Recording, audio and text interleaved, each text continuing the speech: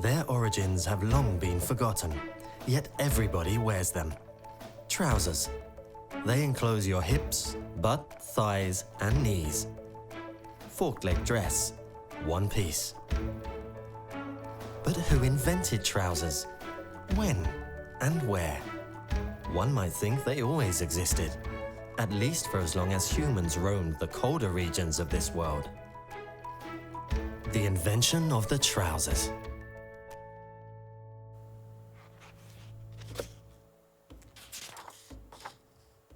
The man from the ice of the Ötztal Alps should have worn trousers to keep warm 5,300 years ago. But no, under his coat he wore leggings made of goatskin, tied to a calfskin belt and a loincloth. And what did men wear in other areas of the world 5,000 to 2,000 years ago? In the kingdom of Sumer, a cloak and underneath a short skirt. In Scandinavia, a coat over a short garment.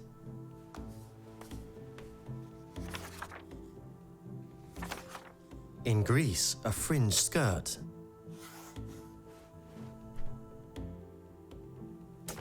And also, in Assyria, a skirt. 2,000 years ago, the Roman legionnaires fought in a tunic over naked legs. The Roman soldiers wore tunics, despite being aware of the existence of pants. At least 2,500 years ago, Greeks had seen the Scythians in trousers. The Persians knew of trousers from the Sarka, but the only preserved leg dresses from that time have been found in graves on the icy heights of the Altai Mountains, far to the north of the lands of the Persians or Greeks.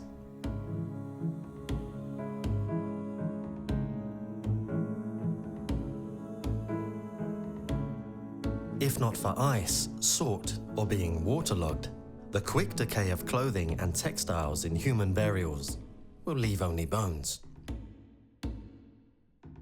Our knowledge of the fashion of distant times and regions is mainly second-hand, stemming from artwork and texts.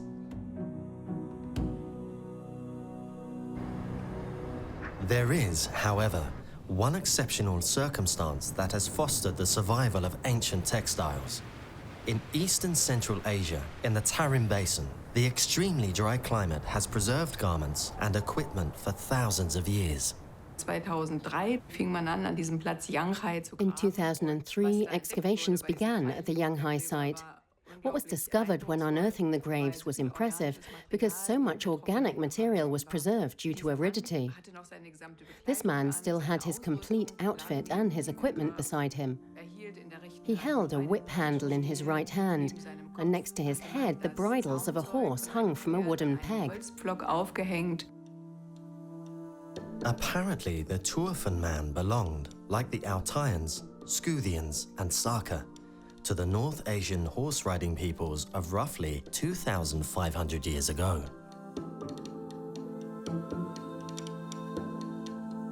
He is dressed in a poncho, a broad and looped waist belt, boots and bands. His trousers, however, appear shockingly fashionable and modern, almost as if he just took them off after a night of partying. Low-cut crotch, narrow-cut legs, and worn-out sections. Top baggy, leg skinny. Cool. How did the ancient dressmakers create this look?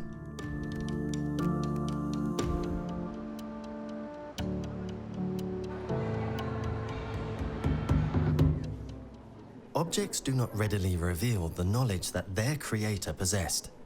Reverse engineering is a strategy used by today's industries to extract information from a product.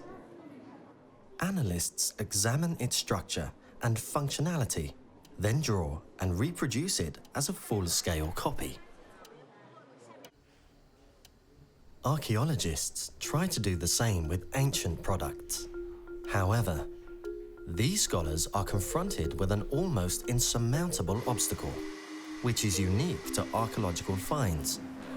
These artifacts cannot be damaged during analysis and must be preserved complete for public display in museums. Archaeologists must approach the artifacts like a crime scene and conduct a non-destructive forensic investigation to interpret how the crafts were produced. An international team of archaeologists, fashion designers, geoscientists, chemists, and conservators are facing the challenge. Their research starts with a journey to Tuafan. Only a 5,500-kilometer beeline distance lies between Berlin and Tuafan, but the flight route takes them from Berlin to Frankfurt, from Frankfurt to Beijing, from Beijing to Urumqi, adding up to 11,000 kilometers, a distance covered in 24 hours.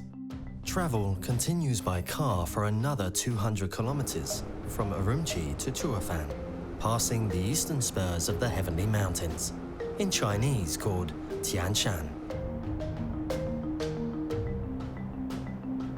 Tuafan is a place of extremes. Temperatures may drop to minus 28 degrees Celsius in winter and rise to 50 degrees in summer. The average precipitation is low, roughly 16 millimeters of rain per year, and the hot raindrops evaporate upon impact with the scorched ground.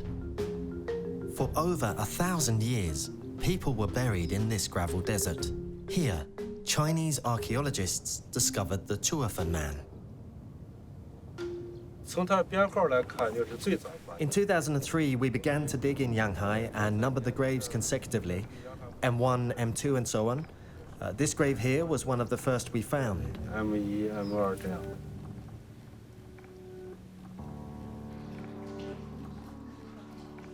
In the museum's laboratory, scientists together follow the course of the trousers seams, count warp and weft threads, measure lengths and widths. The information is then recorded on data sheets.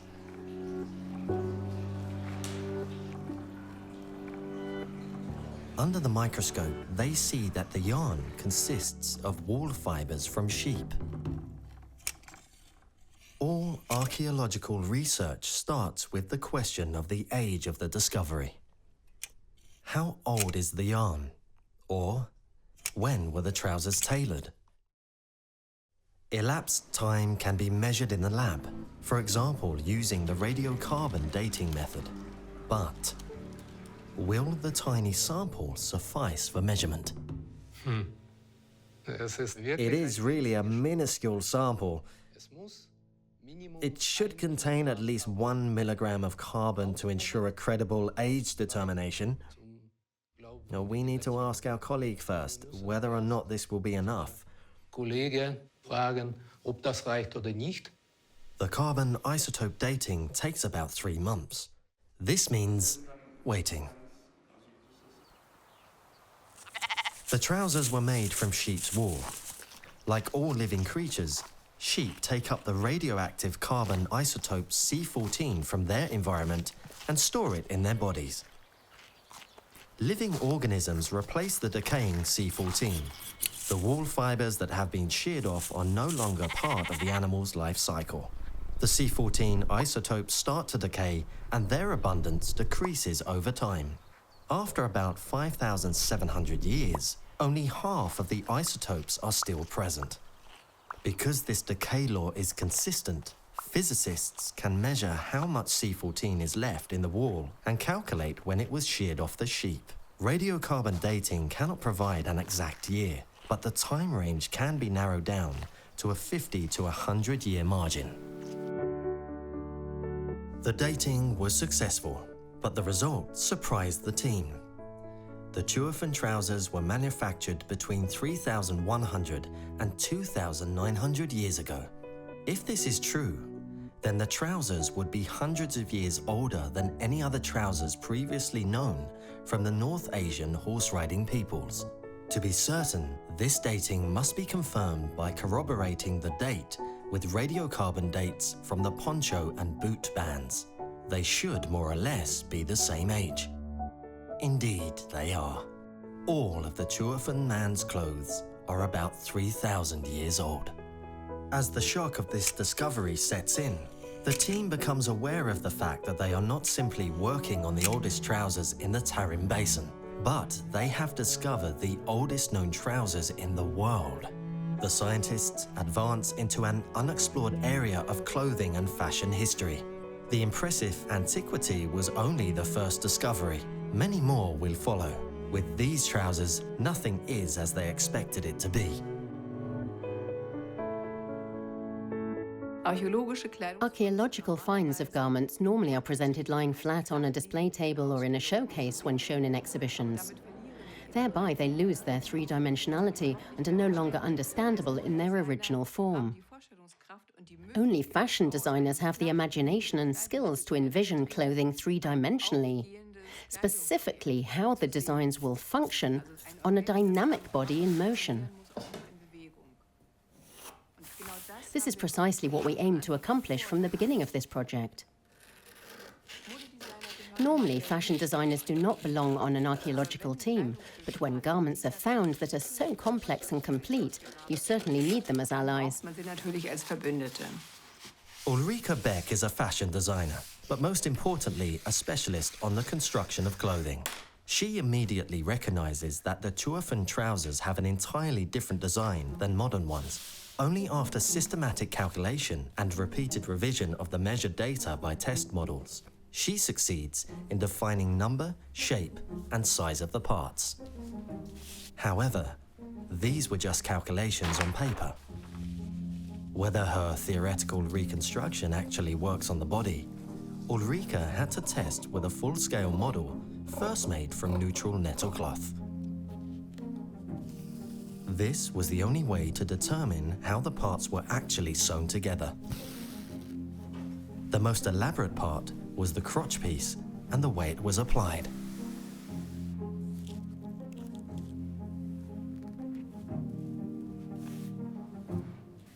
The crotch piece is fascinating because it connects both trouser legs in a manner that allows the wearer to move in it.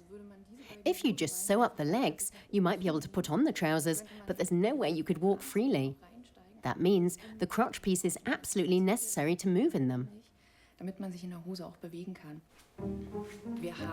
We still have a crotch piece in our trousers today, but you don't see it anymore because of the thousands of years of construction development. Today, the crotch piece is much smaller and separated in parts which became elements of the legs.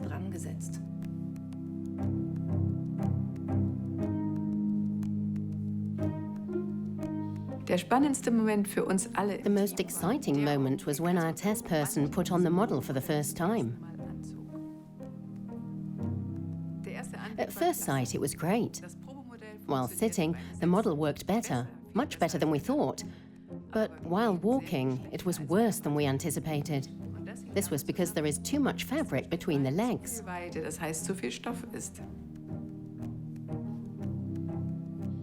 The trousers are made from 3 pieces of cloth, 2 legs from waistband to seam, and 1 crotch piece looking like a stepped cross. They were assembled in the following way.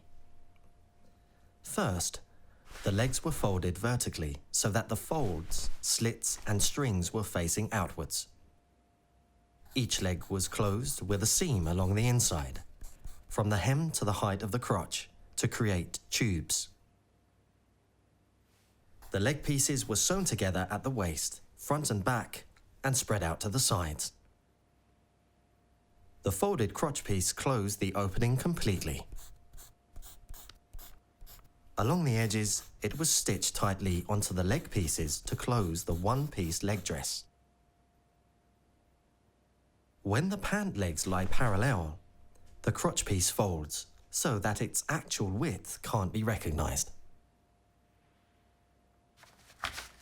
At this point, the team could have finished.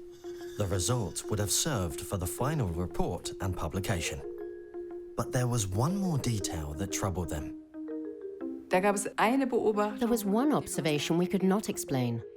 The construction and design researcher looked thoroughly for it, and the conservators checked everything with a magnifying glass, but none of them found traces of cutting. Those 3 parts were not cut to size. The trousers from Shanghai were only one small part of our greater research project, Silk Road Fashion. Actually, we wanted to finish this small part with the test model. But now that a number of new questions had arisen, we couldn't stop. We had to find out how it would feel if this test model became a real model with authentic material. Which properties would it have when a person wore them? And above all, is it even possible to weave those pieces into a shape and tailor trousers from them? Und daraus eine Hose bauen. It's getting serious now. To reproduce everything in a scientifically correct way, further specialists must join the team. First of all, somebody who can weave. Textile designer Moa Halgren is willing to experiment. On her looms, she will try to create the 3 pieces of fabric with the same size, shape, and patterns as the 3,000-year-old originals. The key question for me is what techniques and bindings were used in this fabric, so that we know what tools we need. The main weave is a twill. One zone is keeling. Both are well-known weaving techniques. No problem. The area around the knee, however, is different. Here, a meander pattern in a twining technique interrupts the twill. That is, at least, what the conservators believe.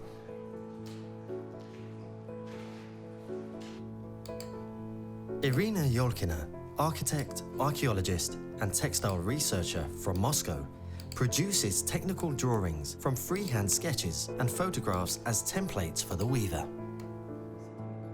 In the meantime, Moa tries to find suitable yarn. We examined many different types of yarn from various manufacturers. But eventually we realized that no yarn was suitable for our purpose. We needed strong single yarn. But today, they simply don't make this kind of yarn anymore. Their structure looks completely different. Single modern yarns are much weaker than the yarns back then. So in the end, we were left standing with empty hands.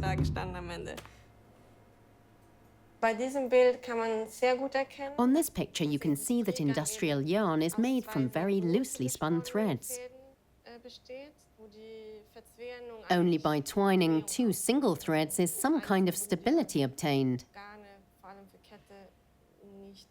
As single yarns, they wouldn't work on a loom. Only through reinforcement by twining would they work. When looking at the ancient yarn, you can see that the individual threads are highly twisted, which results in greater durability. Because of that, such a yarn works well on the loom.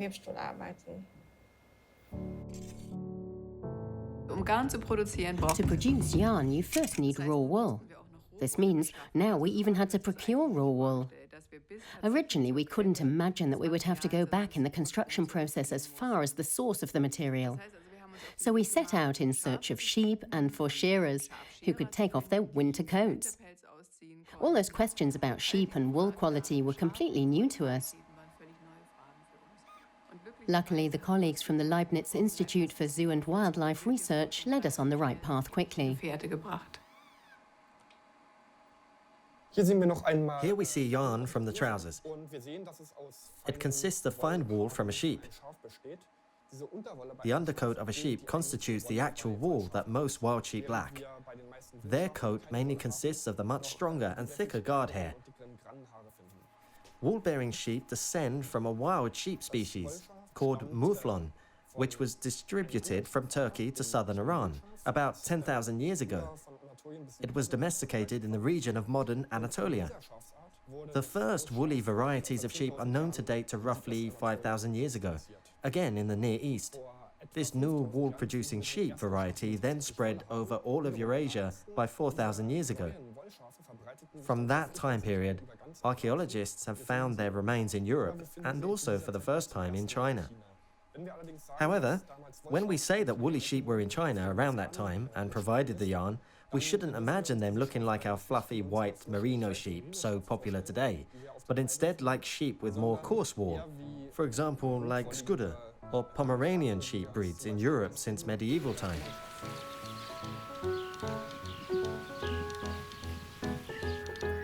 Scudder are small, frugal sheep. They are among the oldest domesticated sheep breeds and are on the red list of threatened farm animal breeds. In the animal park, Archivada, and at the Scudden farm, Brandenburg, the scientists get brown and white fleeces.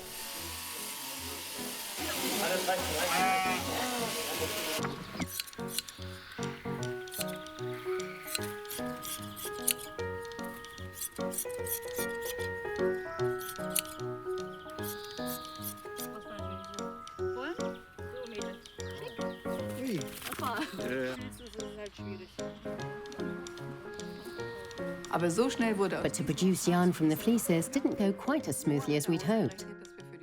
Moa calculated that we need 8 kilometers of yarn for the trousers. Who can spin 8 kilometers of yarn? Finer than 1 millimeter, yet tough enough that it will not tear on the loom. Spinning mills can do that, of course, but for them, 8 kilometers is not worth the effort of starting the machines. We then asked hobby spinstresses, but for them, 8 kilometers was too much of a labor investment. Nobody wanted the job. We didn't expect, however, that our savior was practically sitting next to us. Dendrochronologist Uwe Heusner, who is indispensable for age determinations of wood, learned how to spin with a spinning wheel in his youth. He finally helped his colleagues out of their troubles.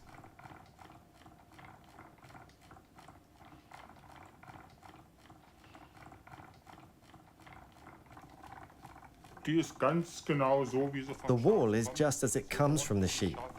You can't reprocess it just as neatly as the sheep was wearing it, and above all, it is still greasy, so that it runs well.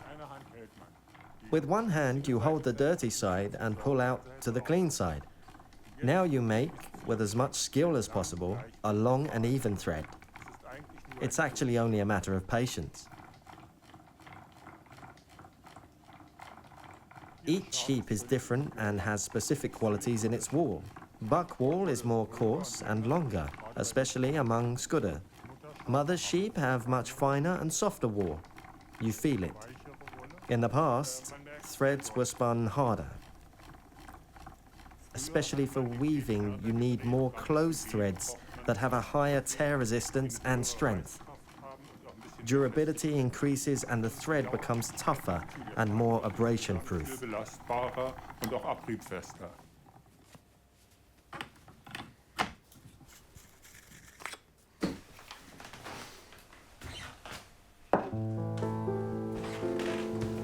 Now, Moa begins to test the different weave types.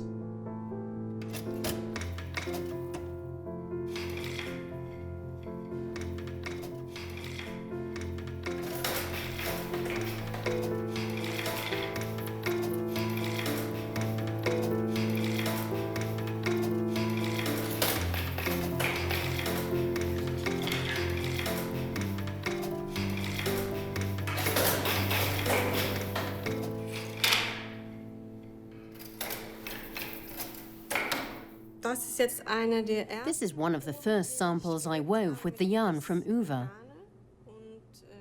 It's a twill weave, which you can recognize by the distinct diagonals that are characteristic of this type of binding. You can also see that it's very sturdy and at the same time elastic. The interesting thing is that today we also frequently make trousers with this binding, like the classical denim jeans we all wear, which are woven in twill. Those are also very sturdy and elastic. Sehr stabil und gleichzeitig haben die eine gewisse Elastizität.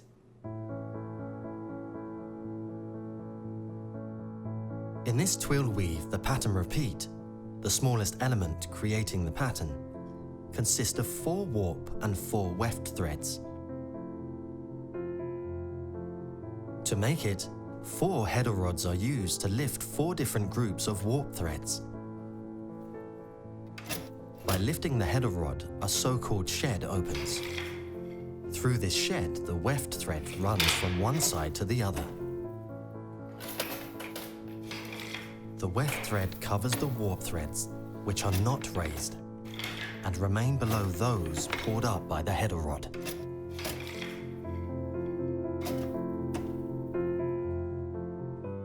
At the height of the crotch, the color of the fabric changes.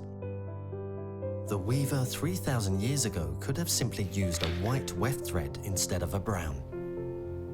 That would have been fast and easy. But she didn't. She wanted light and dark step pyramids to interlock. So she alternated the colors in killing technique. The third type of binding is much more time-consuming. It is the most important discovery of the textile production technique. Why? This was described by the conservators as being a plain twining technique. Plain twining was used in prehistoric Europe for making nets and bags with plant fibers. For example, Utsi had a dagger sheath made from twined lime bast. I then tried it like this, but the result did not match the original.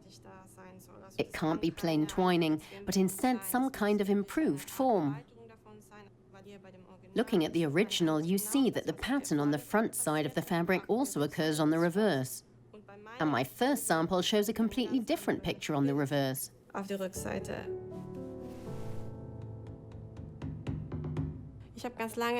looked for examples of this technique for a long time. And finally, I found it in New Zealand, where this technique is still known. It's used for making plant fiber coats. There it's called tanico. It resembles twining, but it's much more complex than the classical plain twining.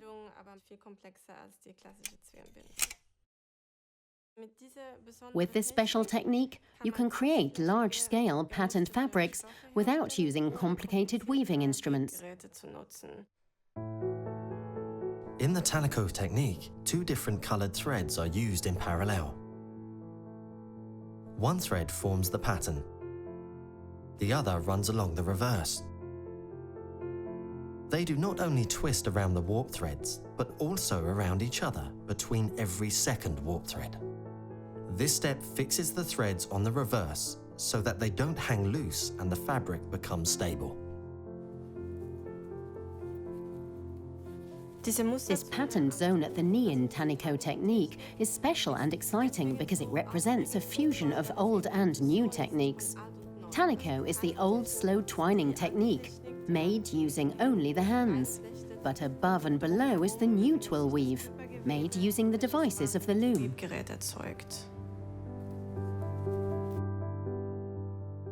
All tests confirmed.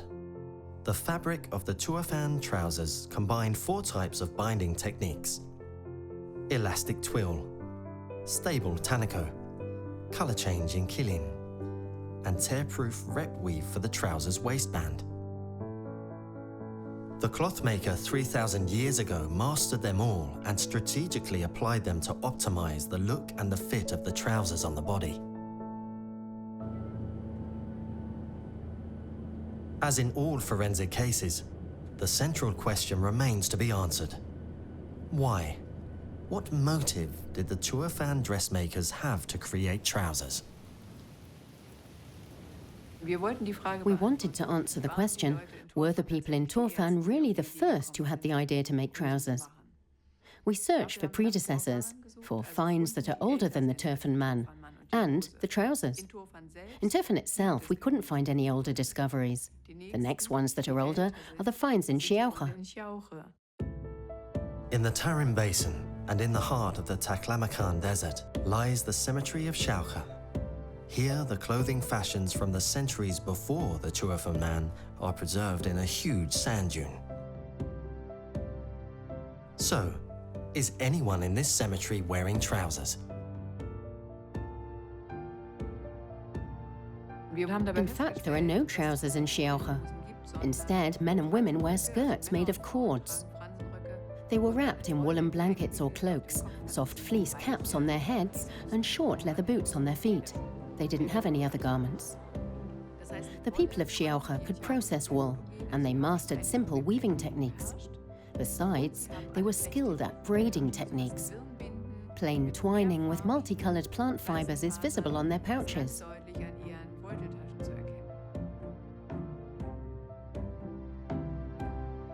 The cemetery of Shearer is a striking paradox. What we see are boat coffins in the middle of the desert. The deceased lie under turned boats on a giant sand dune. They were placed in the sand and then covered by the boats. Today, you only see sand all around them. Feathers of water birds cling to scepters, and flattened goose quills form the teeth of wooden masks. Everything indicates a life in marshes and lakes. One coffin is different from the others. It is completely plastered with clay. This clay contains tiny plant remains, the age of which was determined to be 4,000 years ago, 1,000 years older than the Tuathan Man. Microscopic pollen grains are also among the plant remains. These deposits are climatic archives from which scientists can tell the weather forecast of the past. We are all familiar with pollen. It originates from flowering plants. Pollen grains are tiny containers in which the male reproductive cells are carried by wind, insects, or birds to the female receptive organs of the same plant species. Many end up in lakes and are deposited in the sediments at the bottom. Every year in the flowering season, a new layer of pollen accumulates. Pollen grains have a very durable cell wall, so they last millions of years in the sediments. Scientists pull a sediment core out of the lake floor, extract the pollen from the samples, and determine their age. Palynologists, pollen researchers, determine which plant the pollen came from based on its shape, and therefore determine when specific plants grew in a certain region.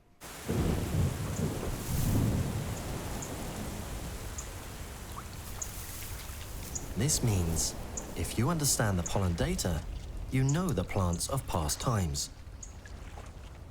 If you know the plants, you can deduce the climate and local environment of that time.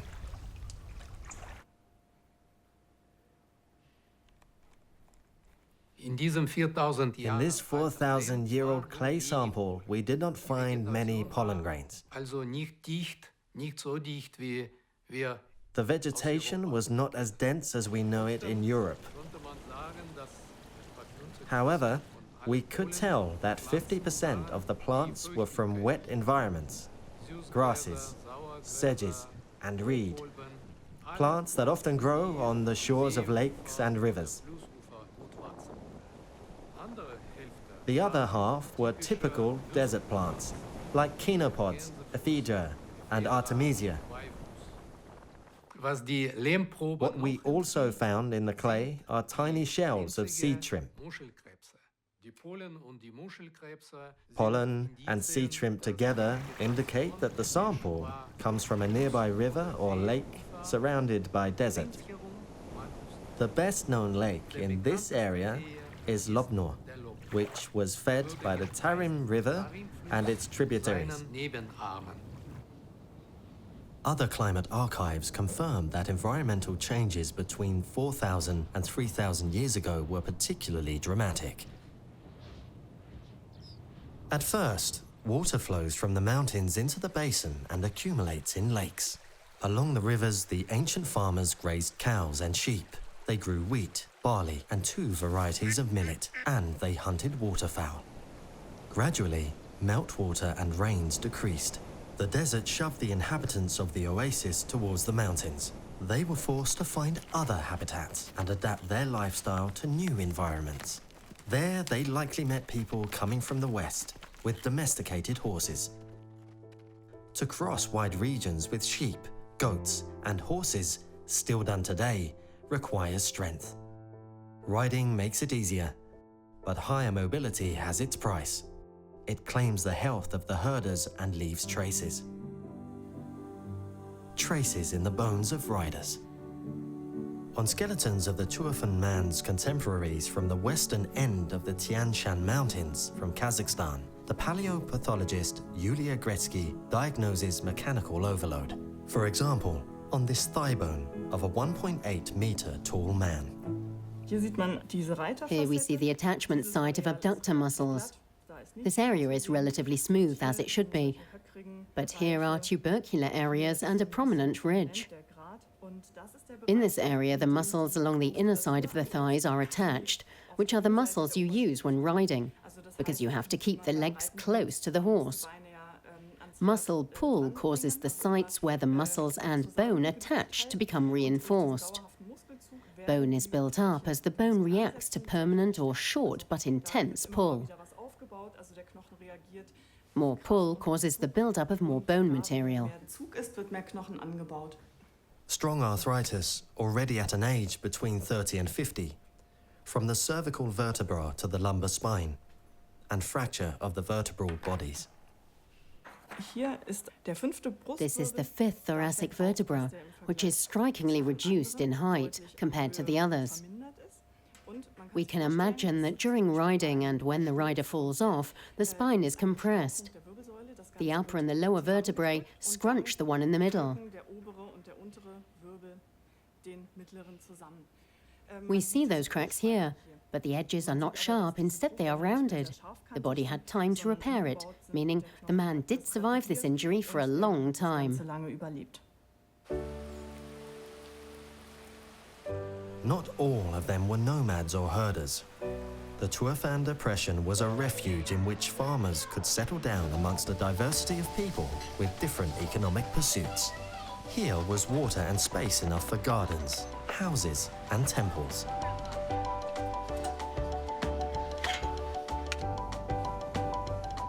The most recent temples were built here in the early Middle Ages. Their remains now belonging to the World Cultural Heritage of the Silk Road. In this area, the Tuathan man lived. We know he was accustomed to riding horses, because he was buried with a bridle and a whip. He had a battle axe, so he was one of the warriors who stood against predatory invaders and went to battle. His service for the community was rewarded with the invention of a protection for his body on the horse. Riding without trousers is possible, but with trousers you can more comfortably ride for longer distances and more effectively fight, determining who is victorious and who survives.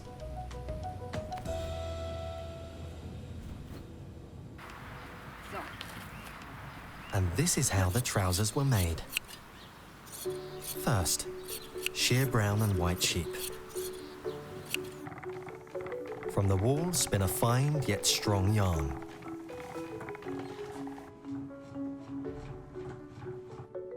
Mount brown yarn as a warp thread in a loom.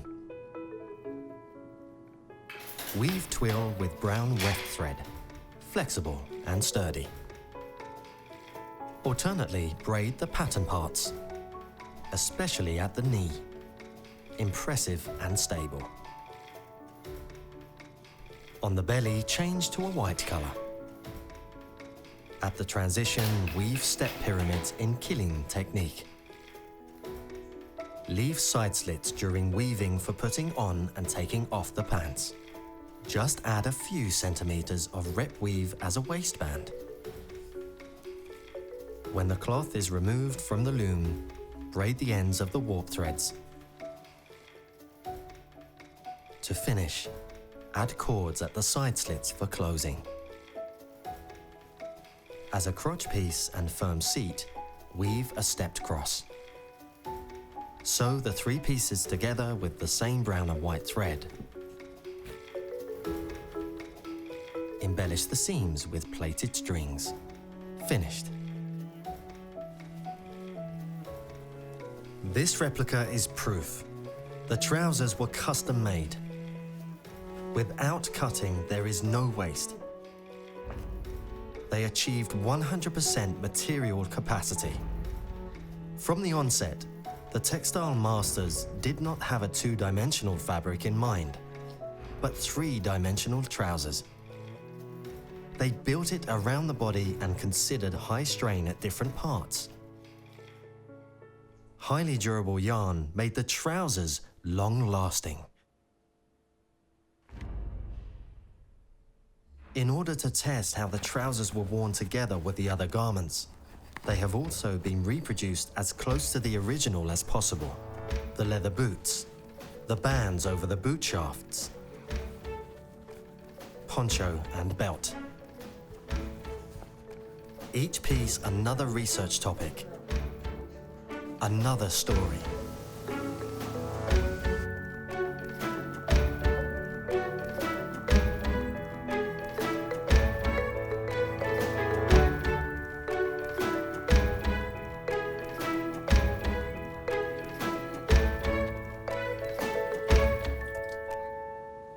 When they are tested with a horse, they harmonize ideally.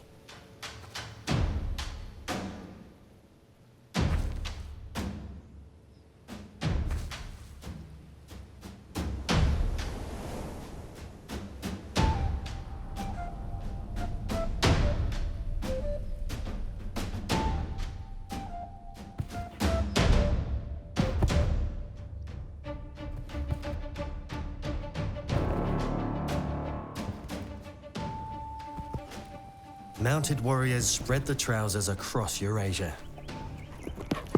They were particularly popular among the steppe peoples and horse breeders in the north. Gradually, the great empires in the south adopted cavalry as a mode of battle, and with it, they took to wearing trousers. The ancient Persian Empire of the Archaeomenids, Urartu, and New Assyria. Through the Scythians and Persians, trousers arrived in Greece. At the same time, the Chinese set up the first mounted armies.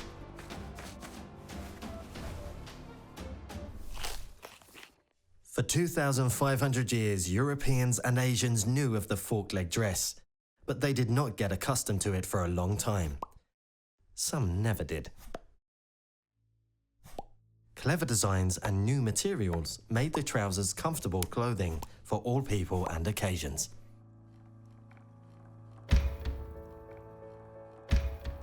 The trousers we wear to this day are reminders of the highly skilled textile and garment makers and professional horse riders of 3,000 years ago. Their story should not be forgotten. Like wheel and bread, trousers are among the great inventions that are universally usable and adaptable. To explore their origin increases our knowledge and enriches our global cultural heritage.